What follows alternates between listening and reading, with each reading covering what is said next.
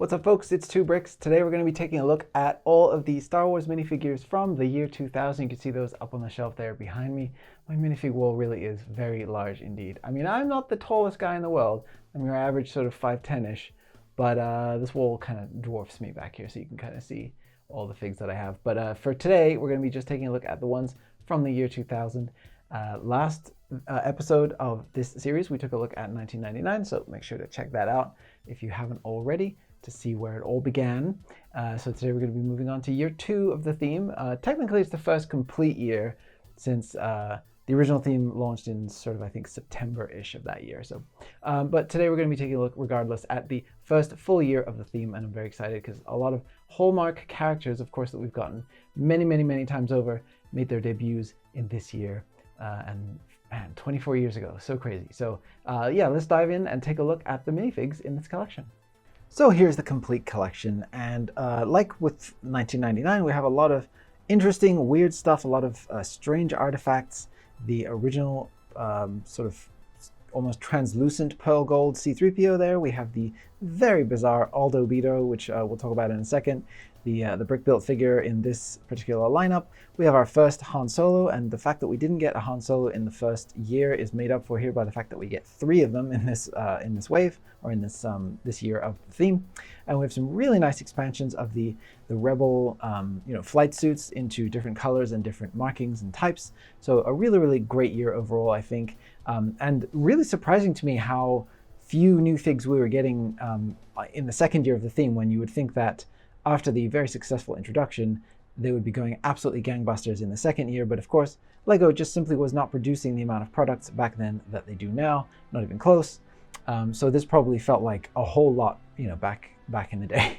But yeah, let's take a look at each one of these individually. They all have a lot of interest behind them, and I love them all dearly. So we'll just kind of give them all their due. So let's start with classic gray Boba Fett. So kicking things off here with classic gray Boba Fett, the only difference between this and the later figures was that they switched the type of plastic, or the color that they were using for light bluish gray, or back then it was light gray, it became light bluish gray, dark bluish gray, and then brown became reddish brown. So all these colors unfortunately did have to get swapped, meaning that your original classic gray Boba Fett is a little bit more rare and expensive to get a hold of.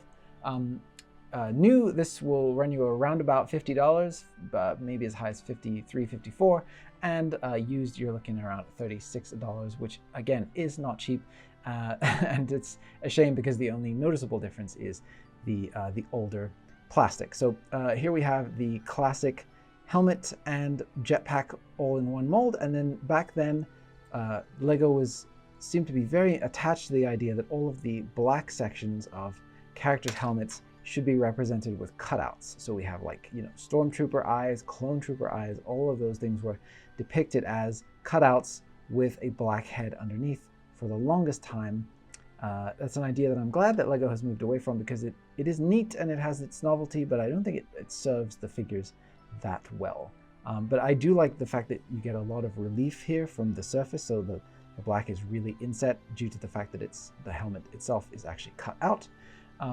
The fact that you couldn't rotate the head independently with the jetpack attached was unfortunate, but that's again the style back then. They were just trying to simplify everything, reduce down the amount of complexity and molds, but I'm very glad that LEGO has switched to a much more useful separate jetpacks and helmets type system in the future, because A, it's just more fun to play with, it's more realistic when you can turn the character's head, and B, you can actually swap elements among figures, so somebody can have Boba Fett's jetpack but not his helmet, and that's a nice thing. So we have the very simplified kind of fabric pattern underneath of his armor there, so just really basic splotchy gray lines to show that. But then we do have some nice fine detail in here for the insignia. I mean, this is again for the day. It's got a nice little print there for the little logo on the left, and the lines between the armor plates feel nice and crisp and good looking, so I'm definitely a fan of this. It is crazy that it was only in the second year of the theme that we got a Boba Fett figure at all, and this is a pretty nice first go at it. I like the yellow lines along his helmet. I like the little black arrows there, the little details. No representation for the ding on his head, No representation for the rangefinder other than this tiny little bit of print on here, which is really funny. It's such a tiny little thing. But I think LEGO had not figured out a way to attach those without them breaking, so they just left it off, or well, not left it off, but like condensed it down into this very simplified little area on the side there. So that's really charming and funny. But yeah, this is your classic Boba Fett. There's not a whole lot to him. They kind of kept the design this way for a long time, and I'm glad that he got eventually much more sophisticated. And next up we have Aldar Beedo, probably considered by many Star Wars fans to be the single weirdest Star Wars minifigure ever to exist. So this only came in one set, which was the Pod Racer bucket. And what I think happened was the LEGO designer of that set was just tasked with putting together a pod race contestant, and just using pre-existing parts, no new molds. So they used the battle droid arms with an extra, or the battle droid body with an extra arm where the head would normally be as the base, and then we got the little triangle sloping up here to the head, which is just sitting on top of a stud, which is a very rare thing. You normally don't see LEGO heads just attached on a stud that way. And then the flight cap here with this print that is a pre-existing print was used in Aqua Raiders sets, I believe. So this is just supposed to be like someone with breathing apparatus on. And the reason why it's so weird is because the actual alien, the Aldar Beedo that this is based on, looks nothing like this. And we would actually get an updated, proper Aldar Beedo molded figure in the following year of the theme, but for now all we had was this sort of Bane-looking head that is supposed to be sort of an elephant-trunked-looking alien with very spindly limbs. So yeah, very bizarre on that one, but I really think that was just a factor of what do we have around that looks vaguely alien, stick a flight cap on him, make a bizarre brick-built body that just looks, again, really alien and weird and frankly quite hideous, and then call it a day. I noticed that my the arms, I always like to keep the thicker side of the arms up at the shoulder there, or in this case, I guess the hip. I'm just gonna swap that around. But yeah, there's your Pod Racer Aldar Beedo. It's really interesting when you compare this to the molded figure, which itself is kind of an outdated single mold that doesn't have a ton of detail to it, and it's interesting, but we'll take a look at that in the next video. But this one is a real oddity and a real curiosity, and I think the fact that it did come in one of those sort of build your own bucket sets that's not really an official classic playset in that way, if you know what I mean. It's sort of a novelty add-on item where you can build various pod racers. I think it really was just a throwaway inclusion, like here's someone you can stick in your pod racer and he looks weird, so it's Star Wars. So yeah, there you go. And I do like the black flight cap goggles for this, so it just gives us a little bit more variation to play around with, because we usually get the gray ones, and this was a nice little addition. Being as how Aldar came in a single set, he runs about $13.16 new on Bricklink, or about $9.66 used, which all of which I think is too high. You could probably part this out and get the pieces individually. I did not do that because I was in a hurry to collect all of my figures, but I think you could probably save a little bit of money that way. The headpiece is obviously going to be the most expensive element, and also just making sure that you have like the right combination of flight cap and goggles and all that. It's probably going to be a little bit more of a pain to get your hands on, but I think probably worth it, because yeah, this is a pricey one. But yeah, luckily mine is in good shape, so I'm very happy with my weird Aldar Beedo. And here we have Pearl Light Gold C-3PO. This is another character making their debut into the theme. I don't know if it's coming across on camera just how light this color is. It's almost it's like closer to white than yellow, and it's very upsetting to look at for me, because it looks gummy. It looks like it should be a candy or something, but it's not. It's plastic and it's C-3PO. But I really like the molding, and of course LEGO has not updated the mold for this in however long it's been, 24 years. So clearly they did a good job on that. I mean, it looks fantastic. And the printing is super basic, but they tried to give the impression of sort of the gold reflections and stuff with some faded, again, using the sort of the dots, the black dots that are just spread out more as they get further away from the center, to give the impression of fading there. It doesn't look great to me. I'm really glad they updated this fairly soon after it came out. Yeah, the print work, or the actual graphic design work here doesn't seem super confident in what it's trying to convey. We have some broken lines and some solid lines, and then some reflections, and it just sort of looks a little bit of a mess and a bit dirty, I guess, with the fact that it's all black. So I think that the updates to this print that we've gotten since have looked absolutely fantastic. Back printing though, which is nice. And again, trying to really convey all of the important details. We have the little section in here for all of the wires that we see exposed, and his little back panel there with all the little details on it. And they really did try to make it feel metallic, but the color of this particular plastic just feels so odd and so not Lego. And for the head here, we didn't have any of the eye printing or any of that stuff, but the actual mold looks really, really good. And when it catches the light there, it looks very much like C-3PO. So definitely the mold designers did an absolutely excellent job on this first go out of the gate. No complaints from me, even got the little divot on the back of his head there. But yeah, just the color and the graphic design that needed some work on this, and luckily it got it. This figure did appear in 5 different sets, and new it will cost you around $970. You can get it for around $640-ish for used, and I think definitely, tread carefully because this is an older figure when you get the used, but I think this is more of a thing to have as a novelty than to worry about being in mint condition personally for me. So I'm pretty sure I got a used one, and luckily it looks great. So yeah, this is really nice, but I just wish they hadn't used that color. And obviously that's why they switched to the pearl gold color. It was a lot nicer to look at, a lot more metallic, and a lot less like gummy plastic looking. So there you go, there's your original C-3PO. Here we have original brown Chewbacca, and this is once again the debut of this character in the theme. Only here in year 2 we're getting it. He's got the little silver print for his bandolier. We all know, everybody that collects LEGO Star Wars probably has a bunch of Chewbaccas in their collection. This one is using the original brown color, so that's what distinguishes it from the later versions in the reddish brown. But the print is largely unchanged up until the new mold update for the head and the upper body here gets released. And you get the great silver printing there for the bandolier. It's simple, but it really, really works. It gives it that pop of color that it needs. And then they just put some paint application here on the nose. He has these sort of horrifying dents for where his eyes would normally be. And I mean, it kind of works as a toy, but if you look too closely at it, it kind of looks scary. So there's that. We have just the plain brown body, of course. And that is still the case today. They don't bother to put any printing under there because why would they? And we get the great looking molded fur in here, and it's an absolutely great looking figure. I actually am torn on whether I prefer the classic mold to the new one or not. I've always got the nostalgia for this classic mold, but I think that the new one undeniably looks great and looks more like Chewbacca in certain movies. Chewbacca actually changes his appearance quite a lot, so it's debatable, but I do have a special place in my heart for this classic mold here. But yeah, just thinking about all the little sculpting that went into the hair and stuff as you turn it around, it looks absolutely fantastic there.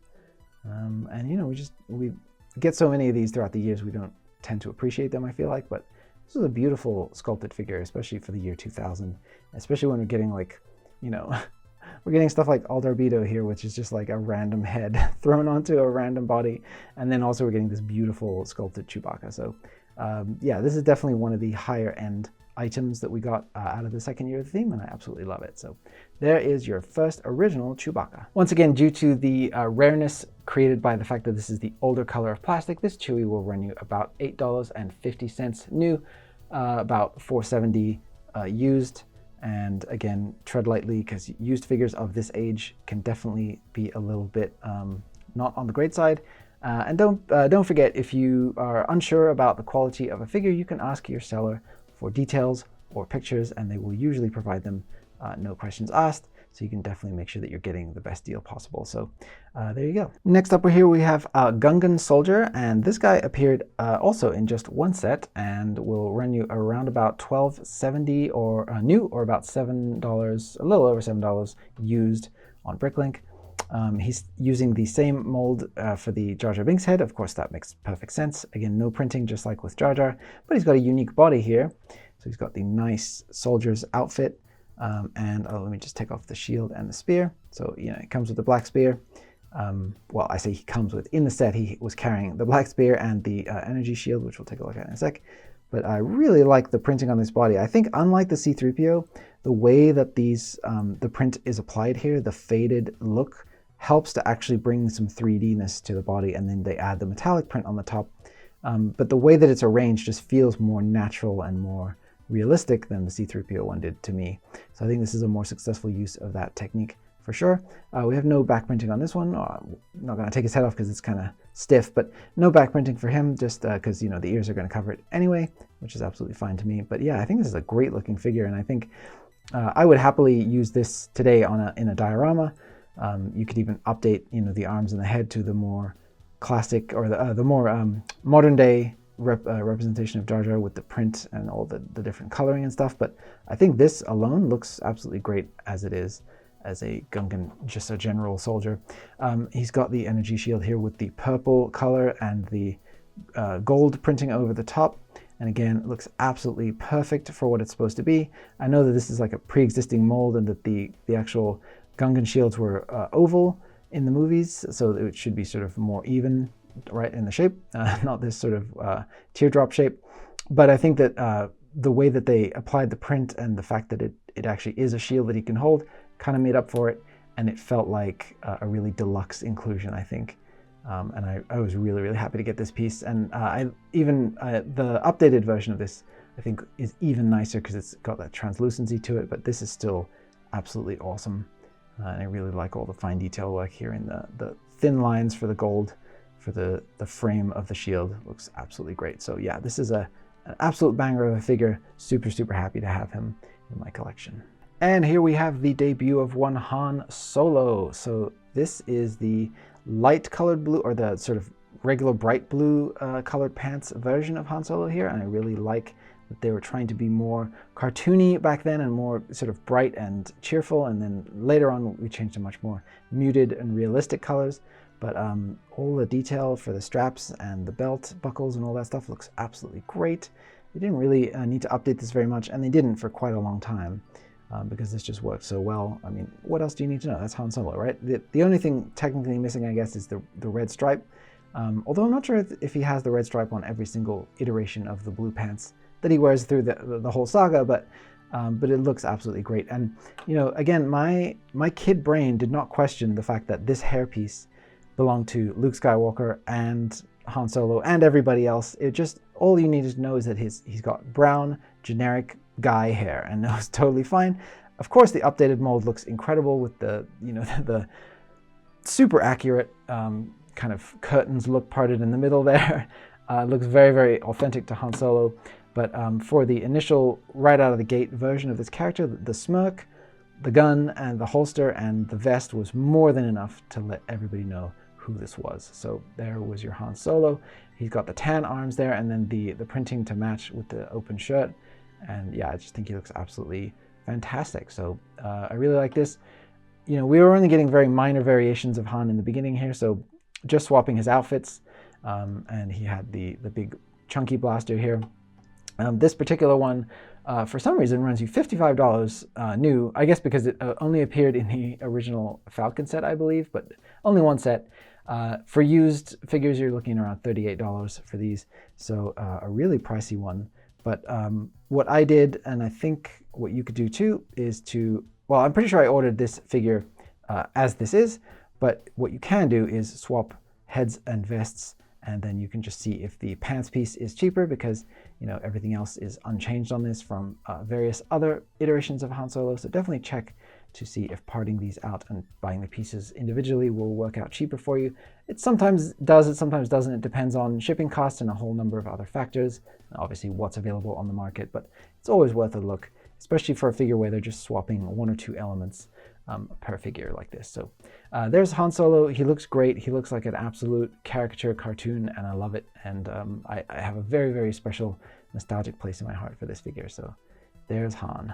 And our second Han Solo for the wave gets just an update in the shirt and pants department. So he's wearing just the plain brown pants, and then the open flowy flappy shirt here for obviously his sort of desert skiff type appearance, or, you know, getting thrown into the Sarlacc type kind of vibe here. He's got the really nice opaque yellow printing that matches really, really well to the plastic color there for the actual skin tone of these yellow hands and head, which we don't see too much nowadays. That we tend to have very mismatched coloring for the printing, but I guess they are printing it on a white surface, so if it's not going to look good printed on white, I don't know what it will look good on. Again, obviously there are no back printing for that. Well, I say obviously, but 3PO had some back printing, so it is possible. But no alternate face, no back printing for this, just the standard hair. Again, it looks really funny, like knowing that Han Solo, can look so much more like Han Solo. This almost looks like some sort of office worker or something. But he's got the smirk, he's got the open flappy collar there, so he kind of looks pirate-esque, and that's great. This would have been an awesome opportunity to have a double-sided face, with the closed eyes to show his carbon sickness, like what we've gotten in some more recent figures. But that was not in the cards back then, I guess. And this Han Solo will run you $16.67 new, or $6 roughly for used.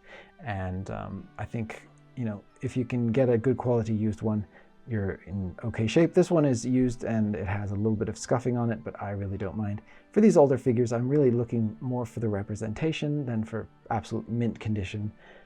So, for me, I was able to save a little bit of money on this one. And you can too, hopefully. So yeah, there you go.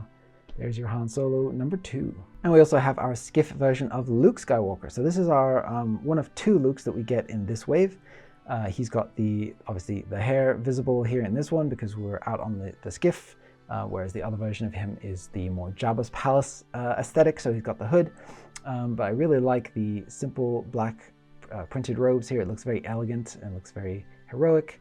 I really like the chromed lightsabers that they were still doing back then, of course. And then we have the super bright neon highlighter yellow lightsaber color blade there, which I really like as well. He's got the brown eyebrows because here I believe we're reusing the young Obi-Wan face for this figure. And so he's got a little bit of a darker eyebrows than hair, but you kind of can split the difference and arrive at sort of a dark tan hair, which feels about appropriate for Luke to me. So it's kind of, it's like almost like a compromise between the two. But yeah, other than that, I mean, it's a very basic figure. It appeared in only one set and will run you around $10 new, or approximately close to $5 used. So again, just, buyer beware, make sure that you get the best that you can, but I don't think that this is an especially spectacular figure with a fair amount of reused parts from other things. But even though I do like it, it's pretty iconic, but there have been so many Luke in his dark robes figures over the years. I don't think this one's especially going to stand out in your collection. So, keep that in mind, I guess. But yeah, I still really like this hair mold. And again, it's just magic how switching out, just simply switching the color, just makes it feel like a totally different hairpiece to the one that Han is wearing, even though it is literally the same mold. So that's kind of funny how the mind works, I guess. So yeah, there is Desert Skiff Luke Skywalker. And here we have Naboo Security Officer. This is our 22nd Star Wars figure, and it will run you approximately $14 new or $7.50 for used. This is probably my favorite figure in the wave. There's just something about it that works so well to me. I love the brown hands and tan arms combination. I love the printing for his little Naboo security officer vest there. I think it looks great, and the cap works so well. And he's just got the generic smiley face. Like, he's got no representation for hair or anything like that, but the simplicity of it works so well. And again, simple brown legs there, nothing fancy whatsoever. So the only decorated element here being the torso, really, and still it works so well to me. I can't really say why. I just look at it and I just feel joy. It makes me happy. He only did come in the one set, which is why he's a little bit more on the pricey side. And none of these, or none of the sort of specific parts here, so like the cap and the torso, are really that easy to get outside of just buying the figure whole. So that's what I did for this. And obviously, if you get bad luck on a poor head print there, because it's the generic yellow head, you can just swap it out for any other generic yellow head from that time period, and you can have yourself a nice new shiny figure. So I know that some of the older Star Wars figures in my collection were not in the best shape, and that's what I ended up doing, swapping out some of the heads. since they were generic enough that you could do that back then. And that is one advantage of having more generic parts, is that they're easier to switch. So there's that. But yeah, simple one for this, the Naboo security officer, but a very, very effective figure in my opinion. And here we have the debut of Princess Leia. She's got the new mold for the hair there, the absolutely great sculpted detail for those buns, looking absolutely crisp and beautiful on this particular version that I have here. I know that there was a production mishap that resulted in a weird smooth hair Leia being out there. I don't have one of those, but this is the original classic figure number 27, Princess Leia. She's got the super kind of wavy lines for her outfit here that make it look very kind of frumpy and not very form-fitting. And then the silver printing there, metallic printing for the belt, which I like a lot. She's got a sort of a generic lady face on here with some makeup, you know, a little bit of lipstick, which I don't super care for. I never saw the need to really add lipstick on lady figures in these earlier LEGO figures, but you know, obviously it works. You know, iconically, you know who this is because of the buns, if nothing else. And it's really funny how actually kind of ugly this is when you really look up close at it. It almost looks like Han Solo's hair, like modern day Han Solo, with the bangs and the way that that's done, or not the bangs, but the hairline, how it's treated there. Very, very interesting, but I thought this was so beautiful when I first got it. As a figure, I thought it was a really well-produced thing that looked just like the character. But then as the years went by, I was like, how did I ever think this really looked like Princess Leia? This just looks like, I don't know, someone else. But it is the buns. I think that's what really sells it. So yeah, the super plain white, you know, plain white legs, and then super simple printing for the robes there, and you know, a little bit of neck detail. There's not much to it. This one appeared in, again, only one set, and will run you $88 new, which is kind of insane, or $60-ish used.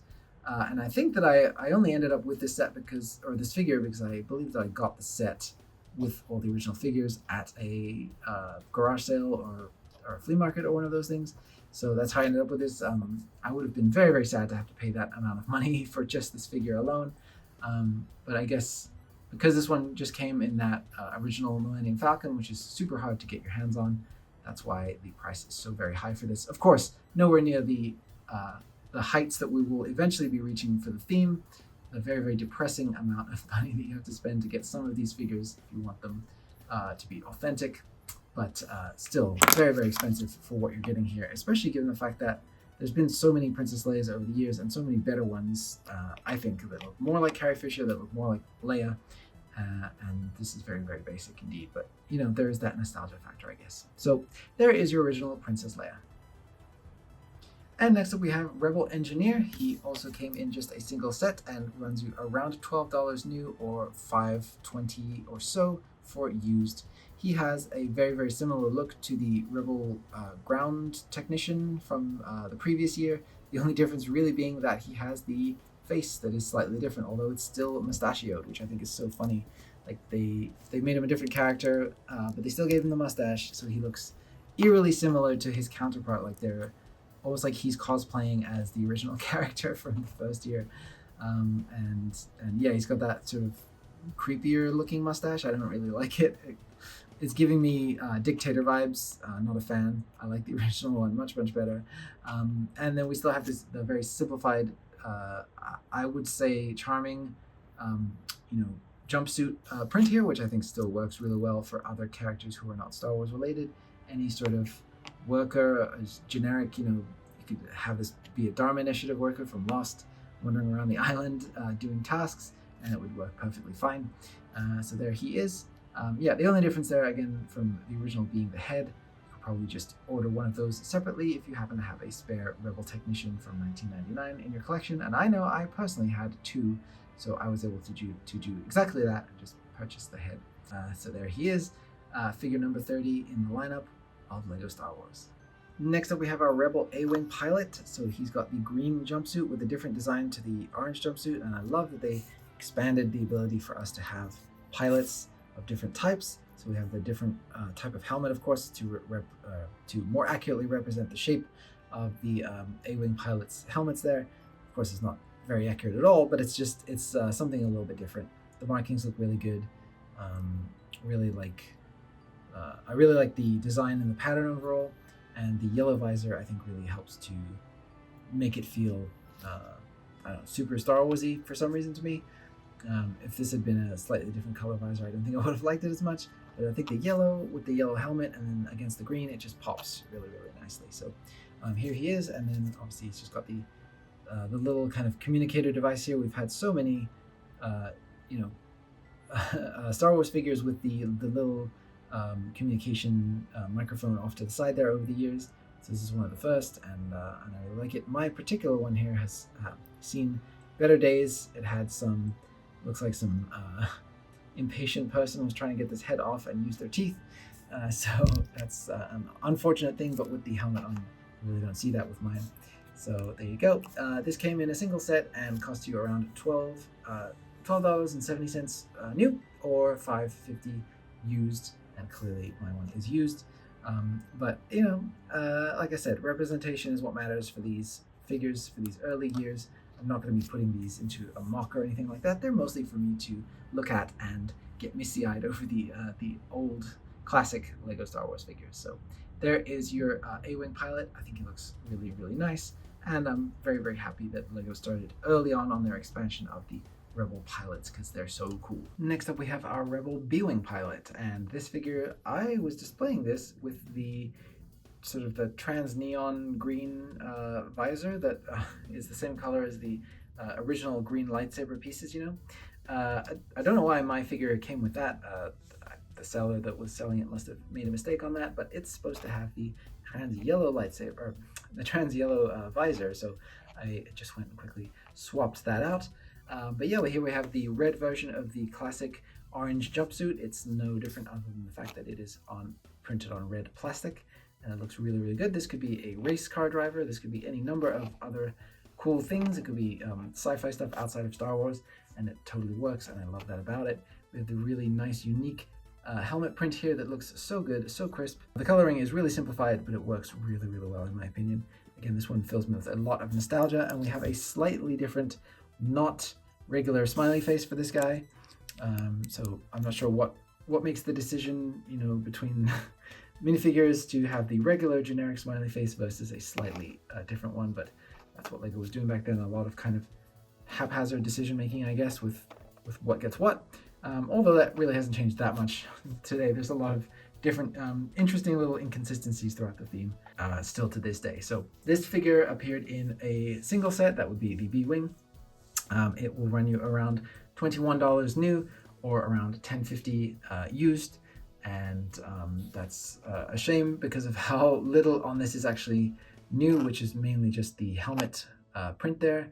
The face is somewhat unique, and then of course just the red swap out for the jumpsuit there. So it would be nice if this was a cheaper figure, but oh well, that's c'est la vie, I guess. This thing is, like I said, it's 24 years old. All these figures are, so they're not all going to be super cheap and easy to get a hold of. So there is your Rebel B-Wing pilot, and again, one that I really like. Next up, we have the emissary of the dark side making his first debut here in LEGO Star Wars. This is, of course, Emperor Palpatine with the yellow head and yellow hands. And in my opinion, there has never been a scarier looking Emperor Palpatine than this one.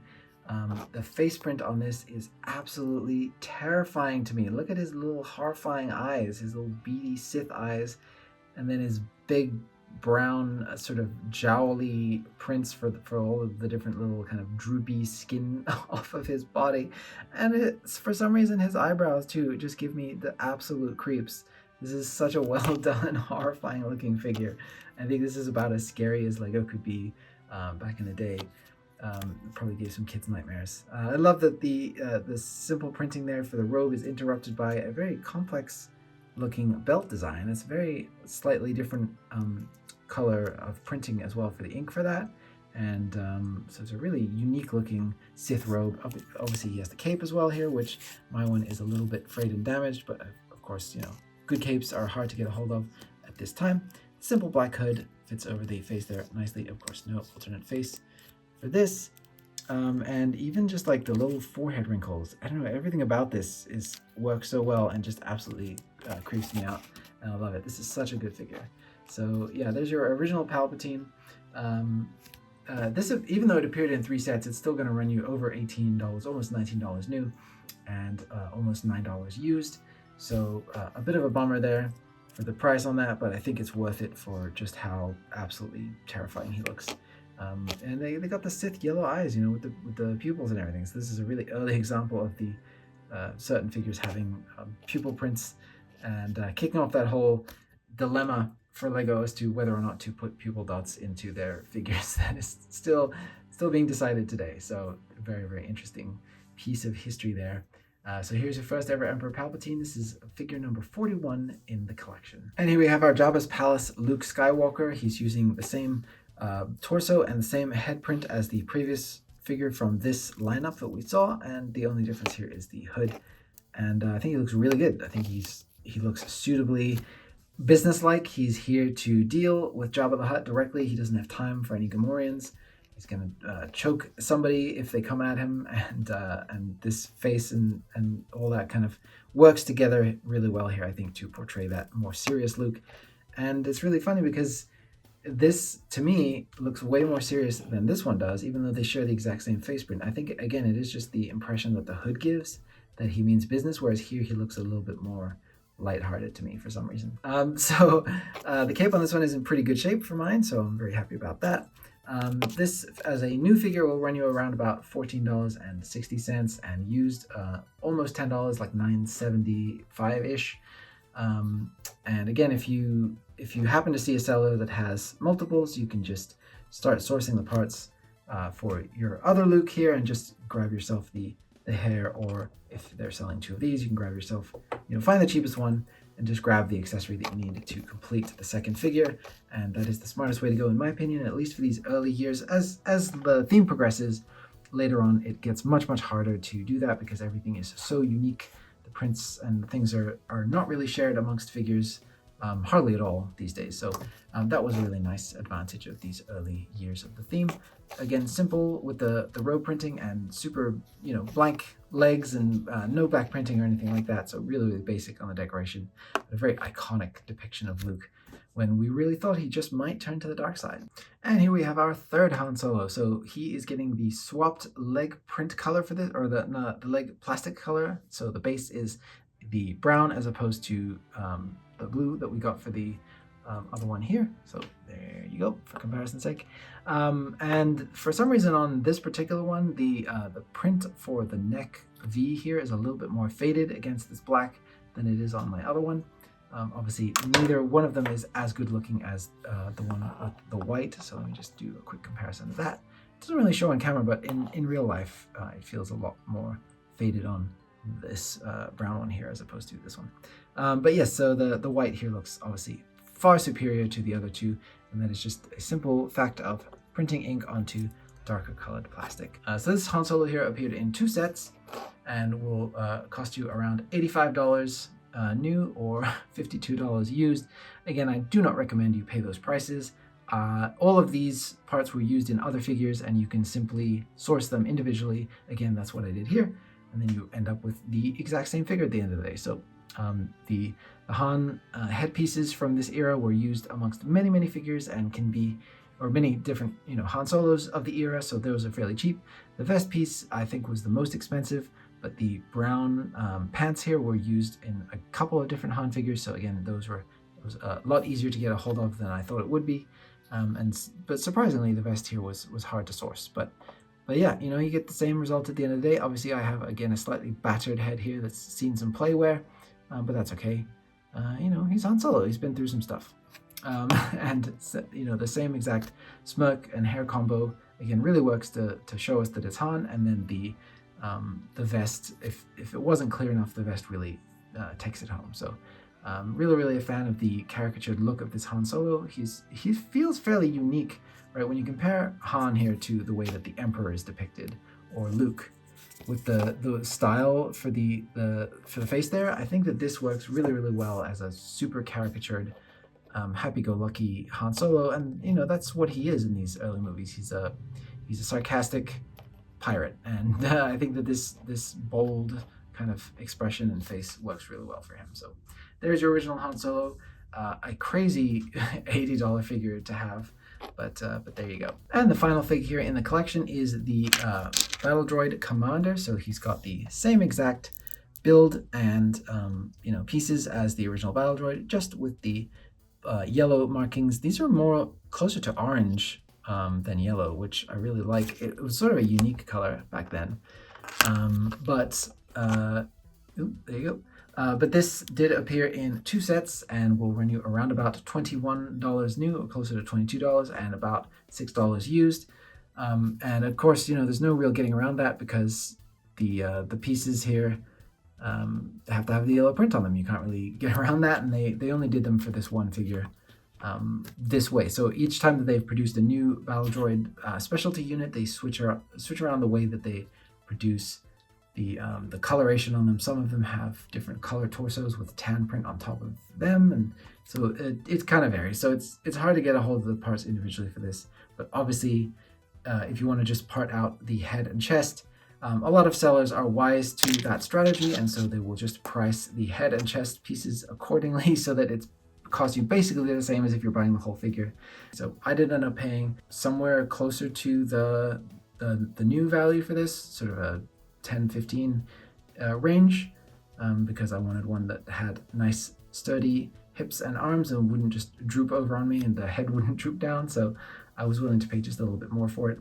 And this one's in pretty good shape, so I'm happy to have it. But yeah, it's a great looking figure. I really like the Commander Battle Droids and the Pilot Droids and all the different specific colorations. There's something about my particular brain that responds well to slapping bits of color onto pre-existing characters. So this works really well for the clone troopers as well. And in this case here, we just have the Commander Battle Droid. I think he looks really nice. There's the final fig in the collection. And again, a nice one to have to round things out. Going back to episode 1, which of course did come out the previous year, but this, we're getting a lot of episode 1 related sets at this time, which is really nice to see. Even though the critical reception for episode 1 was not so good, it was new Star Wars, so people didn't really care. They were still buying the merchandise. And I really like that. And now we've come full circle and people are beginning to finally appreciate the prequels for what they were. And that's cool to see. Hopefully, other Star Wars properties that are currently getting maligned will eventually find their own audiences down the line, and we can all just be happy and exist together as Star Wars fans. That's my dream. But yeah, so this is a nice one to close out the collection on. A really, really smart looking, really slick little Commander Droid here. So there he is. All right, folks, so there is the complete wave from the year 2000. You could almost take the figures from 1999 and combine them with this to make one full, complete wave because of, again, like I said, the wave began in the later part of the year and then really, truly kicked off this year with so many of the iconic characters. You got your first Leia, you have expanded costume for single Luke there, but we have 3 Han Solos, so that's new. Or sorry, we have 2 new Lukes.